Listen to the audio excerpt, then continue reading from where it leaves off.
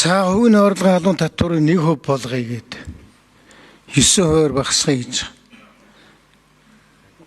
За уг нь одоо засгийн газар нь байгаад эсвэл Монгол Ардын намын бодлого гэж байдаг бол ийм асуудал орж ирэхгүй л байх байсан л да. Тэгэхээр би энийг санаачилж орж иж байгаа их хурлын гишүүдийг бол буруутгахгүй. Би өөр энийг дэмжиж явуулъя гэж бодож байна. За энэ ингээд 71% тасарна гинөө, яана гинөө, тэр бол илүү засгийн юуны сангийн амны зохицуулгын л асуудал. Нэг том тогоо байгаа тэрэн дотроос дутуул нь хаанаасаа яаж нөхөх юм гэдэг бол засгийн газрын бодлого болохоос биш, Баярмаа гишүүний одоо толгоогоо гашлагдаг асуудал ерөөсөө биш. Энэ одоо засгийн газар энэ учрал сайд нь байна уу? Энэ сангийн сайд энэ төр байна уу? Одоо эднэрт ямар том сигнал өгж байгаа вэ гэхээр улсын хурлын гишүүд одоо засгийн газарт итгэхгүй байна гэсэн үг. Одоо яг энэний өмнө сая тэр нэг нөтийг 5 болгоногийн хувьд баталсныгаа түрүүхэн орж ирээд холихтаад алга болгочихжээ шүү дээ. Болио гэ. Тэр иймэрхүү байдлаар их хурлын гишүүдийг холихтаж байна. Ард иргэдээс баахан 100 гаруй мянган хүний саналыг хураа авчхаад бас одоо нөтийн буцаа олголтыг төд болгоно гэдэг худал хэлээд одоо хэдэн жил боллоо.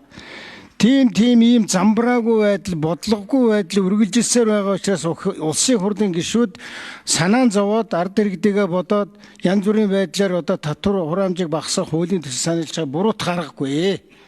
Энийг нь зөв болгох асуудал нь бол энэ засгийн газрын асуудал. Одоо ялангуяа энэ ерөнхий сайд нь гарч ирээд хэдэн сарч болж байна. Энэ хүн бодлогоо танилцуулах хэрэгтэй шүү дээ. Бид нар хүн амын бодлого татвар дээр ингмээр байна.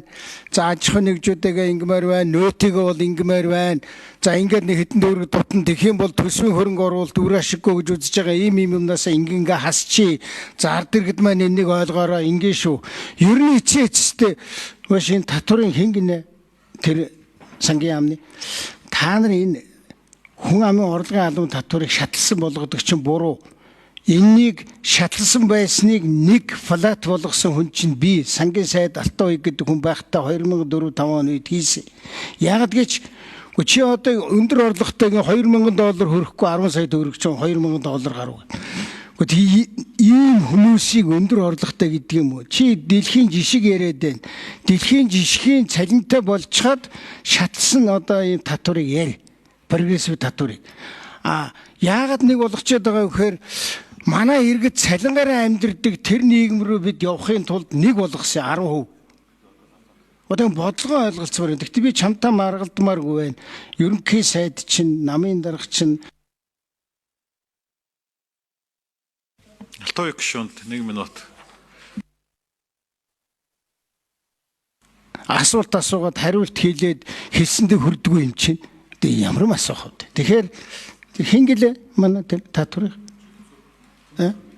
Хин гэнэ? Чимэд сүрнэ. Тэгэхээр ийм байна.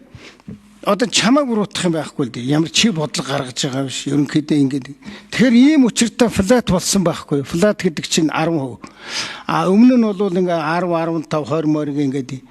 Гэхдээ хүний цалин одоо наадах чи шатлсан болгочхоор аж ахуй нэгжүүд чинь аль болохоор иргэн ч гэсэн цалингийн баг харагдуулахар хийж байгаа гэдэг байхгүй.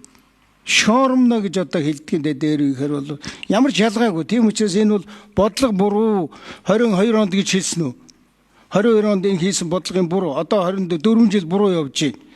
Цалингийн бодлого буруу. Нөгөө талд нь дахиад засаг юм дээр анхаармаар байна гэхээр юмны өсөлтийг нь хазаарлах ямар арга хэмжээ